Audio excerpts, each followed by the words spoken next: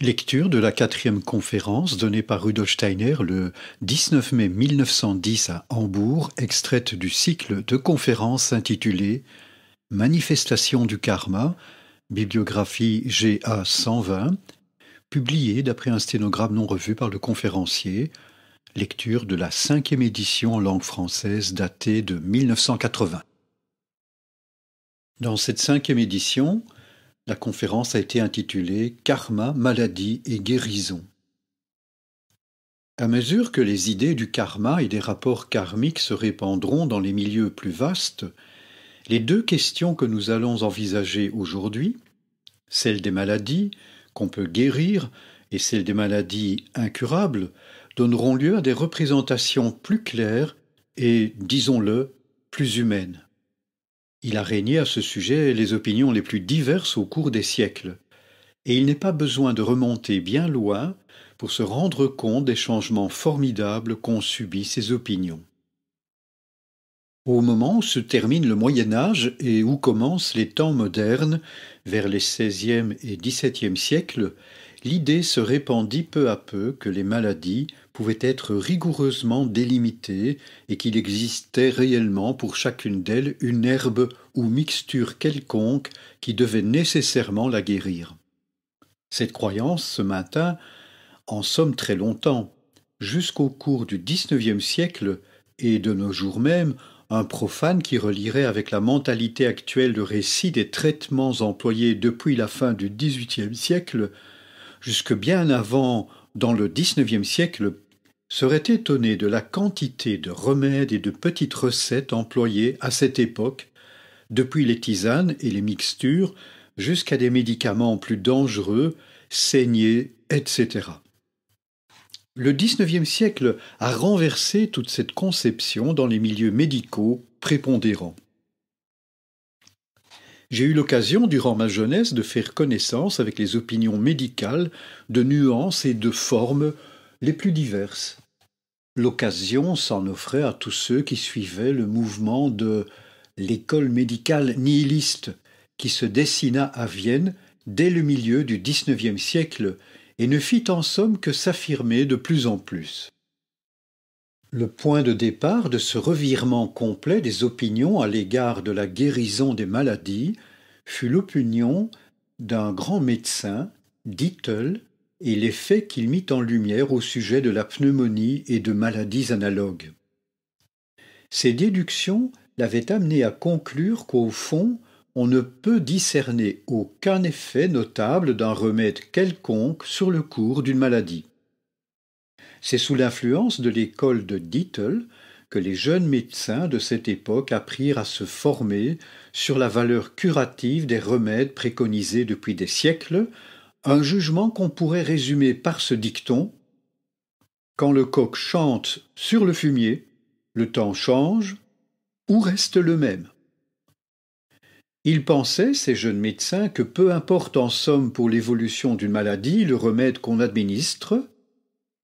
Dietl avait établi, par une statistique assez probante pour l'époque, qu'il y avait à peu près autant de guérisons ou de morts parmi les personnes qui, atteintes de pneumonie, avaient été soumises à ce qu'on appelait le traitement temporisant, entre guillemets, que parmi celles auxquelles on avait administré les remèdes antiques et vénérables. Le traitement fondé par Dietl et développé par Skoda consista à placer le malade dans les conditions les plus susceptibles de stimuler les forces de réaction de son organisme, de les réveiller. Et le rôle du médecin se réduisit à surveiller le cours de la maladie de façon à être présent au cas où quelque chose surviendrait qui permette une intervention efficace des moyens humains. Au fond, on se contentait de voir venir, pour ainsi dire, la maladie, d'attendre la réaction de l'organisme jusqu'à ce qu'au bout d'un certain temps, la fièvre tombe et que la guérison s'opère par elle-même. Cette école fut appelée l'école nihiliste, car elle s'appuyait sur certaines paroles du professeur Skoda qui disait à peu près ceci : « Nous pouvons arriver peut-être à diagnostiquer les maladies, à les décrire, peut-être même à les expliquer, mais les guérir, nous ne le pouvons pas. Je vous raconte des faits qui peuvent vous faire comprendre ce qui a eu lieu au cours du XIXe siècle et vous faire sentir la transformation des idées dans le domaine médical. Mais qu'on ne s'imagine pas que le récit pur et simple de ces faits implique de notre part un parti pris quelconque. Car évidemment, les paroles de Skoda exprimaient une sorte d'extrémisme dont il est facile de sentir les limites. Cette mentalité faisait au fond ressortir un point qu'elle-même n'aurait pu réellement démontrer, formuler. Elle n'arrivait même pas à le concevoir clairement, à s'en former une représentation. C'est le fait qu'il devait y avoir dans l'être humain quelque chose qui détermine sous un certain rapport l'apparition et le cours de la maladie, et qui, au fond, échappe par là même à toute intervention humaine. Si l'on approfondit réellement ce qui échappe à l'action humaine, on voit que ce ne peut être que la loi du karma et son influence sur le cours de la vie. Suivons le cours d'une maladie, son apparition, le travail des forces de guérison dans l'organisme lui-même. Si nous suivons l'évolution de la guérison, surtout si nous observons comment dans un cas le malade guérit et dans un autre non, nous sommes amenés à voir en tout cela des nécessités profondes. Avons-nous le droit de les rechercher dans les vies terrestres antérieures? Telle est pour nous la question. Peut-on admettre que l'être humain apporte en naissant certaines prédispositions qui lui permettront, dans un cas, de tirer de lui des forces de guérison, et dans un autre, en dépit de toute aide, le lui refuseront? Rappelez-vous ce que je vous ai dit hier et vous comprendrez qu'au cours des événements qui se déroulent entre la mort et une nouvelle naissance, un être humain reçoit des forces toutes particulières. Nous avons dit que durant le temps qu'il passe dans le Kamaloka, l'être humain voit défiler devant lui les événements de sa vie passée, ses actions bonnes ou mauvaises, ses traits de caractère, etc. La vision de sa propre vie fait naître en lui une tendance à réparer et à effacer tout ce qu'il a d'imparfait et tout ce qui se révèle à lui comme étant une action mauvaise. Il est porté à acquérir les qualités qui le rendront plus parfait sous tel ou tel rapport. Si nous avons compris cela, nous pourrons dire « L'être humain conserve cette tendance en lui et lorsqu'il va renaître, il l'emporte avec lui. Il collabore à la construction de son corps et il l'édifie conformément aux forces qu'il apporte de ses existences antérieures et du temps écoulé entre la mort et une nouvelle naissance. C'est muni de ces forces qu'il pénètre dans son corps, dans son propre corps, et les y introduit. Ceci nous explique pourquoi ce corps sera fort ou faible, selon qu'il sera capable de mettre dans sa construction des forces plus ou moins grandes. Si l'être humain, durant sa vie en Kamaloka, a entendu par exemple ces paroles « Dans ta vie précédente, tu as accompli de nombreuses actions sous l'empire de la colère, de la peur, de la passion. » Cette constatation aura pour lui certaines conséquences. Dans le Kamaloka, ces actions se présenteront vivement à son âme, en laquelle naît cette pensée. Les expressions que nous employons pour désigner ces forces sont naturellement l'empreinte de la vie physique. Il faut que tu fasses quelque chose sur toi-même afin de te perfectionner sous ce rapport et de n'être plus porté à l'avenir à agir sous l'empire de tes passions. Cette pensée devient partie intégrante de l'âme et quand l'être humain repasse par la naissance, elle continue à s'imprimer comme une force dans le nouveau corps qui s'édifie. En celui-ci pénètre ainsi la tendance à agir sur l'organisme entier, corps physique, éthérique, astral, de façon à prévenir toute velléité d'agir sous l'empire de la haine, de la colère, de la jalousie, etc. Il sera poussé à accomplir de nouvelles actions qui pourront contrebalancer ses actions passées. C'est ainsi que sous l'influence d'une raison infiniment supérieure à sa raison ordinaire, le désir entre en lui d'atteindre une perfection plus grande sur un point précis et de réparer certains actes passés.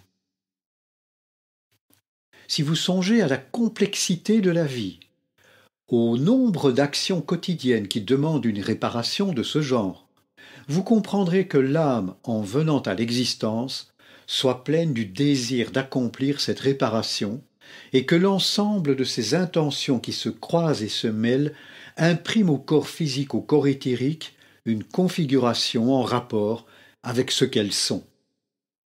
Pour nous éclairer sur ce point, considérons un cas tout à fait frappant, mais aujourd'hui plus encore que de coutume, j'insiste sur ce fait que j'évite toujours de parler, au nom d'une théorie ou d'une hypothèse arbitrairement édifiée, et que les exemples que je choisis ont toujours été dûment contrôlés par la science de l'esprit.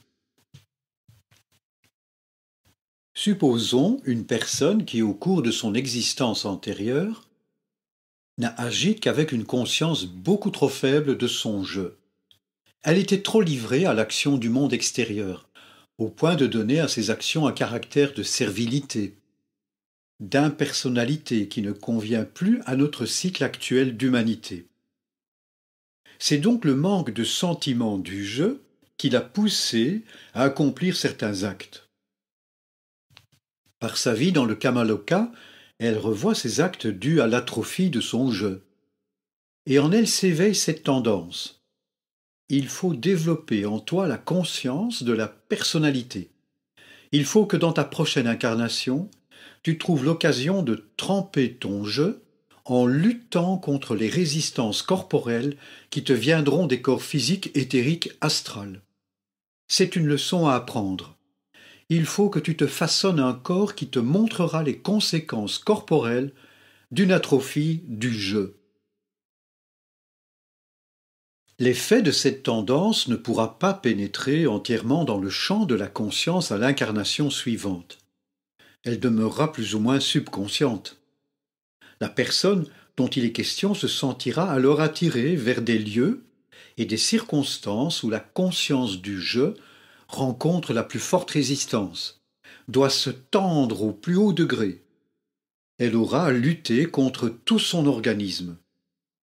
Et si étrange que cela puisse paraître, des êtres ainsi chargés d'un karma qui les attire vers le genre d'existence que nous venons de caractériser, cherchent les occasions d'être exposés à des épidémies, comme celle du choléra par exemple. Cette maladie leur offre l'occasion de se mesurer avec les résistances nécessaires. La résistance intérieure qu'il faut opposer dans cette maladie à l'action des trois corps peut accroître considérablement, pour la vie suivante, la conscience du jeu. Prenons un autre cas précis, et afin de vous faire bien comprendre ces rapports, choisissons le cas contraire. Un être humain voit dans le Kamaloka qu'il a agi dans sa vie précédente sous l'influence d'un sens du jeu exagéré. Ses actions ont été inspirées par une excessive confiance en lui-même. Il se rend compte qu'il doit modérer ce sentiment, le refouler. Il va tendre, dans sa prochaine incarnation, à ce que grâce à une certaine disposition de ses trois corps, son sens du jeu ne rencontre nulle part un support, une base corporelle, qui ne saisisse aucune limite et tourne dans le vide. Cette occasion lui est offerte dans une situation où son karma lui apporte la malaria. Vous avez ici l'exemple d'une maladie qui est un effet karmique. Au fond, l'être humain est mené, par une raison supérieure à celle qu'atteint sa conscience ordinaire, vers les circonstances qui favorisent son développement. Si vous songez à ce que je viens de vous dire, il vous sera beaucoup plus facile de vous faire une idée du caractère épidémique des maladies. Nous pourrions en donner divers exemples. Tous nous montreraient comment l'être humain, poussé par les expériences faites dans le Kamaloka, recherche véritablement l'occasion d'attraper une certaine maladie, car pour en guérir, il doit faire appel en lui à des forces qui représentent un progrès pour l'ensemble de son évolution. Je vous disais précédemment que lorsqu'un être humain a beaucoup agi sous l'empire de ses passions, il revoit durant son kamaloka ses actions tout imprégnées de passion. Et cela suscite en lui une tendance à rencontrer durant sa prochaine incarnation un obstacle qui, par les forces qu'il doit employer à le surmonter, le met en mesure de compenser les actes de sa vie passée. C'est en particulier la forme de maladie dont le nom moderne est diphtérie, qui, dans un grand nombre de cas, se déclare lorsqu'il se produit une situation karmique due à ce qu'un être humain s'est laissé précédemment entraîner par de violentes passions. Nous aurons encore beaucoup à apprendre au cours de ces conférences sur les causes qui déterminent telle ou telle maladie. Mais il faut que nous remontions à des principes plus profonds encore pour pouvoir répondre à la question suivante. Si vraiment l'être humain apporte en naissant une tendance qui lui vient de son karma et qui le pousse vers un but précis qu'il atteint en triomphant d'une souffrance, comment se fait-il donc alors que tantôt il triomphe de l'épreuve et sorte vainqueur de la maladie, acquérant ainsi des forces qui le font avancer, et que tantôt il soit vaincu et que ce soit la maladie qui triomphe? Il nous faut ici remonter aux causes spirituelles qui ont permis qu'en principe la maladie intervienne dans la vie humaine.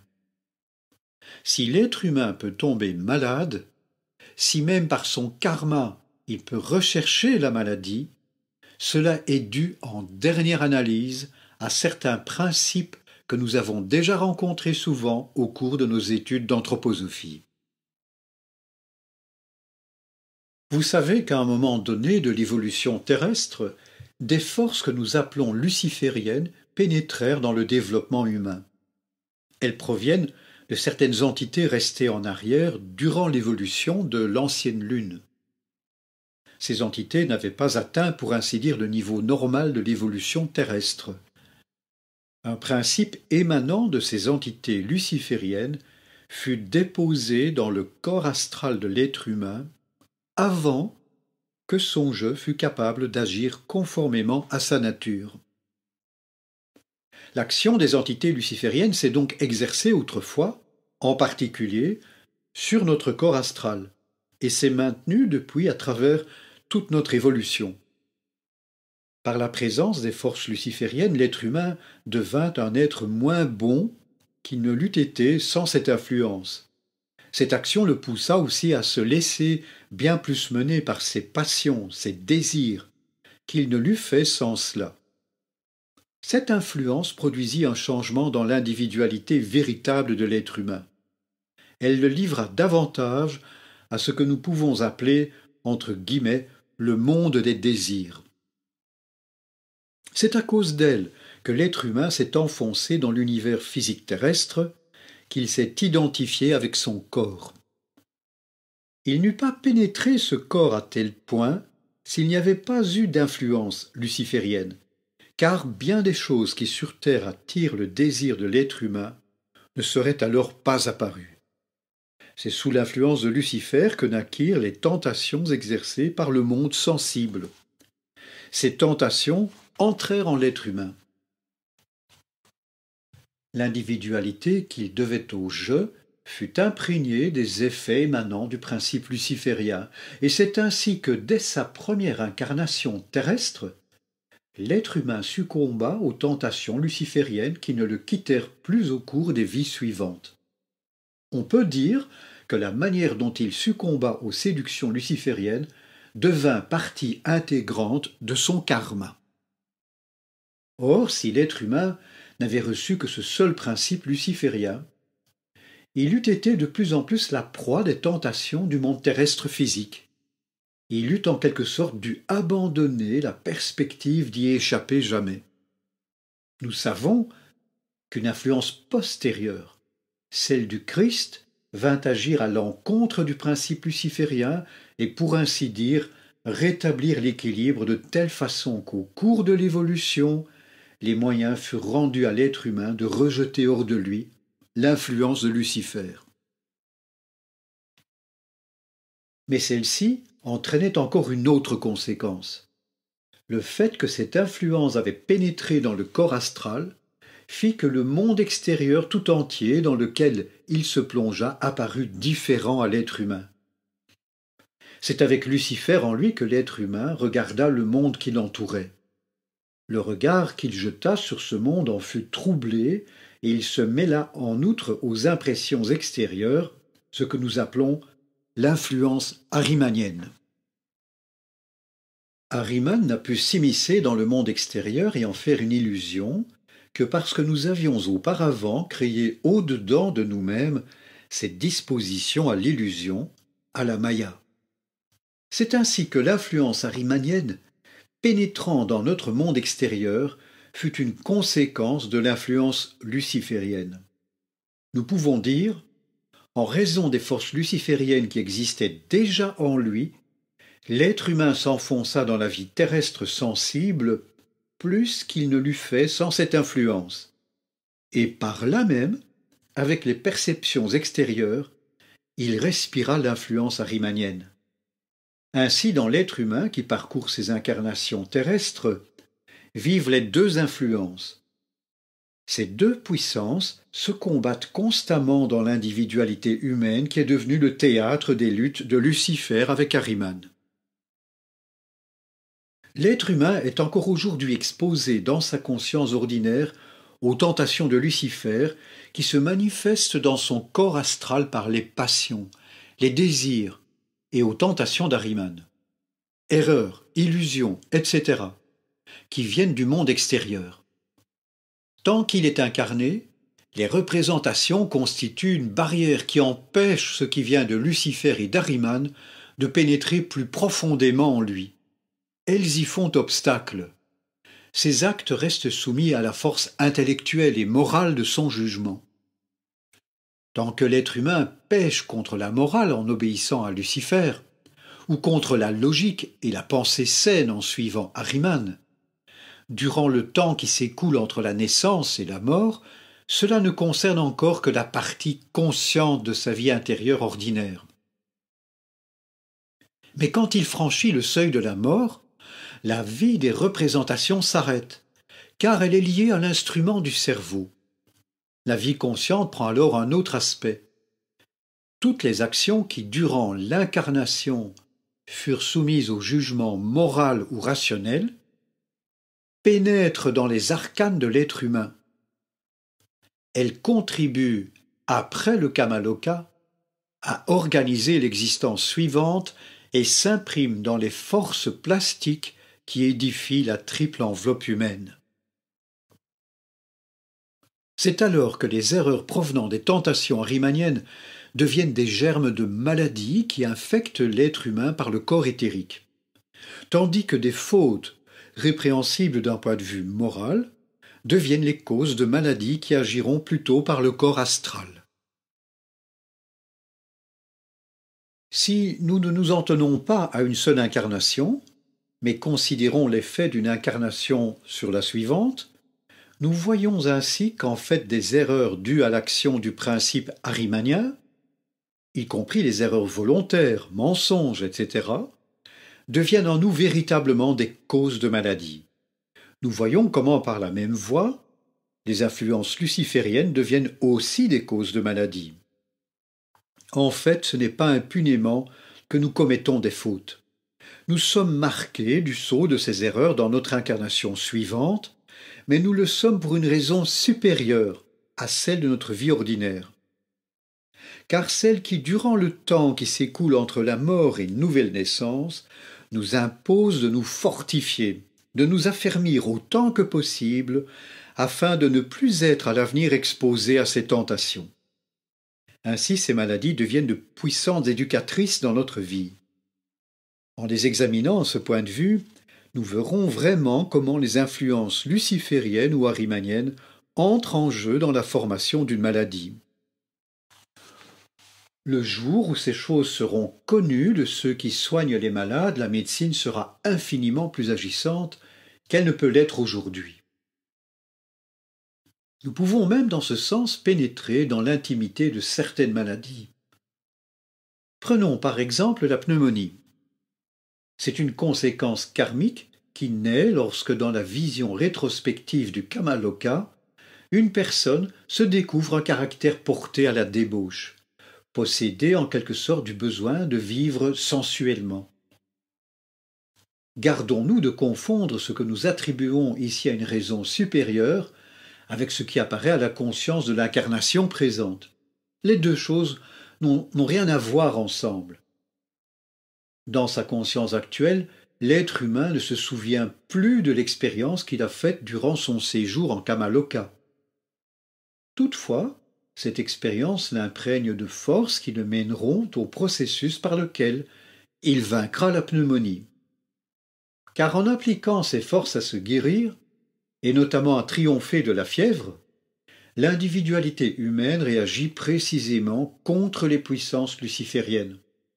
C'est ainsi que la victoire sur la pneumonie offre à l'être humain l'occasion de se débarrasser de ce qui fut un défaut dans son caractère lors de sa précédente incarnation.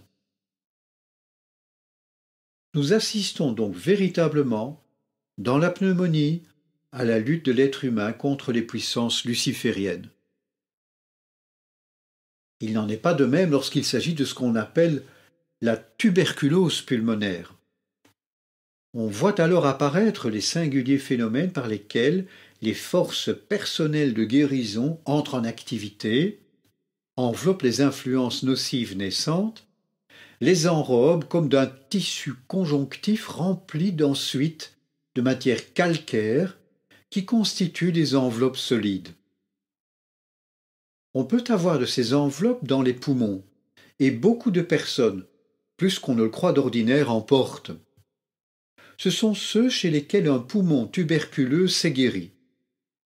Là où cette guérison a eu lieu, il y a eu un combat de la part de l'être humain contre l'effet de forces arimaniennes. C'est ici un procédé de défense contre l'extérieur, un assaut contre les effets de la matérialité extérieure dans le but de rendre l'individu humain indépendant à son égard. Nous avons montré ainsi comment, de fait, les deux principes, celui d'Ariman et celui de Lucifer, s'exercent en dernier lieu dans la maladie. Il faudrait en somme, sous bien des rapports, distinguer deux cas différents, les maladies arimaniennes et les maladies lucifériennes. On pourrait ainsi se former des idées justes sur le traitement des maladies. Car le processus des maladies lucifériennes demande des soins tout à fait différents de ceux que réclament les maladies arimaniennes. De prime abord, la science de l'esprit jetterait une lumière sur la méthode à employer ou à éviter si on commençait à établir la nature luciférienne ou arimanienne de la maladie qu'on traite, tandis qu'on emploie aujourd'hui sans beaucoup de discernement des agents comme par exemple l'électrothérapie.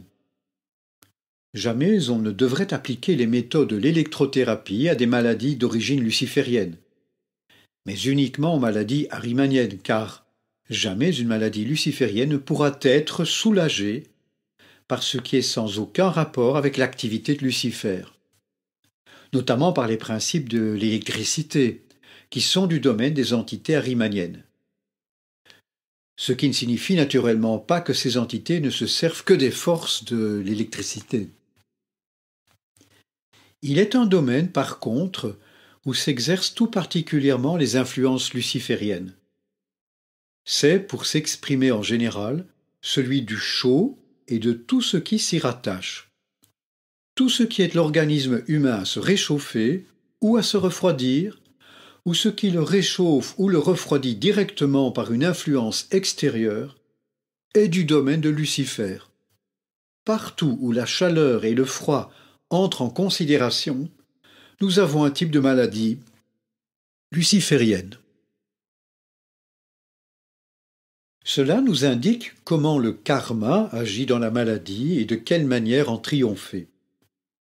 Il ne nous semblera plus invraisemblable maintenant que dans le karma réside la possibilité ou l'impossibilité de guérir une maladie. Quand on admet que le but karmique de la maladie est de stimuler ou de perfectionner l'être humain, il faut supposer que s'il tombe malade sous une impulsion apportée avec lui en naissant, il développe alors des forces de guérison qui entraînent un affermissement de son être intérieur et la possibilité de s'élever. Supposons une personne qui soit de force à progresser encore dans cette vie-ci, grâce à ce que la maladie lui aura fait gagner. La guérison, alors, a du sens. En triomphant de la maladie, elle a acquis des forces meilleures pour remplacer celles qui précédemment étaient imparfaites. Si son karma l'a douée de forces appropriées, et si sa destinée antérieure l'a fait naître dans des conditions qui lui permettent d'employer les forces nouvellement acquises pour son bien et celui des autres, alors la guérison s'opère.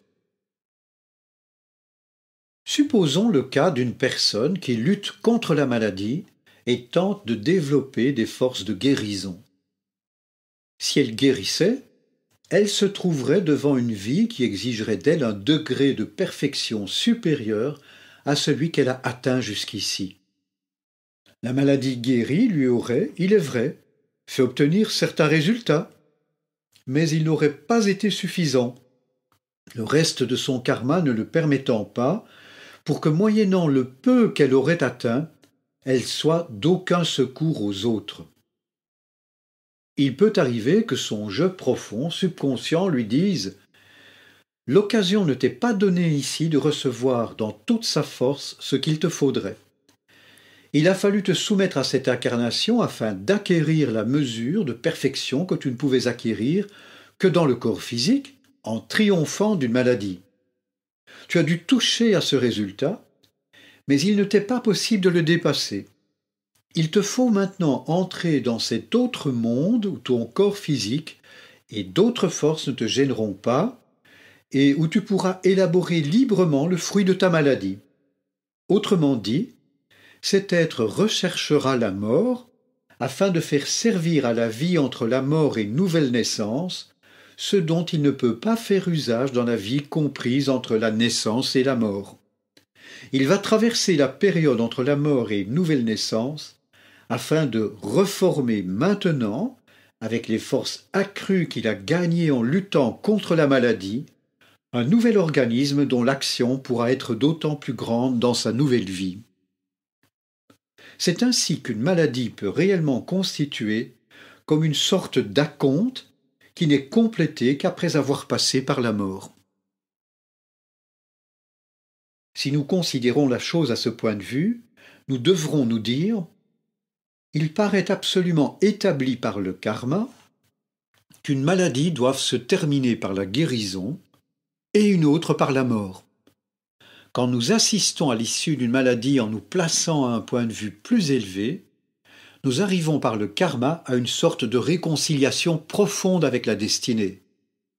Car nous savons qu'il est dans la loi du karma qu'alors même qu'une maladie se termine par la mort, l'être humain en retire un avantage. Même dans ce cas, la maladie a pour but de l'élever. Mais il ne faudrait jamais conclure de là qu'en ce cas nous devions peut-être aller jusqu'à souhaiter la mort dans certaines maladies. Personne n'a le droit de parler ainsi, car il appartient à une raison supérieure à celle que peut embrasser notre conscience ordinaire de décider ce qui doit arriver, si un malade doit guérir ou non. Notre conscience ordinaire doit, dans le monde qu'elle habite entre la naissance et la mort, prendre son parti de s'arrêter devant des questions de ce genre. Dans notre conscience supérieure, nous avons absolument le droit de nous placer à un point de vue où nous accepterons même la mort comme un présent des puissances spirituelles supérieures. Mais la conscience dans laquelle nous devons aider et intervenir dans la vie ne doit pas prétendre se placer à ce point de vue supérieur. Nous tomberions alors facilement dans l'erreur et nous risquerions d'intervenir d'une façon insensée là où il nous est interdit d'intervenir jamais, dans la sphère de la liberté humaine. Aider un être humain à développer en lui des forces personnelles de guérison, seconder la nature afin d'amener la guérison, c'est ce que nous devons faire. Et si nous devions juger qu'un tel être humain doit continuer à vivre ou qu'il lui est plus favorable de mourir, notre jugement ne pourrait jamais être que celui-ci. Notre aide ne doit tendre qu'à guérir. Lorsqu'elle est telle, nous confions à l'individu même l'emploi de ses forces. Le secours médical consiste à le seconder dans la lutte qu'il soutient.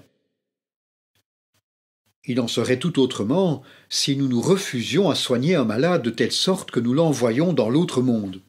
Ce serait intervenir dans son destin individuel et livrer celui-ci à une autre sphère d'action.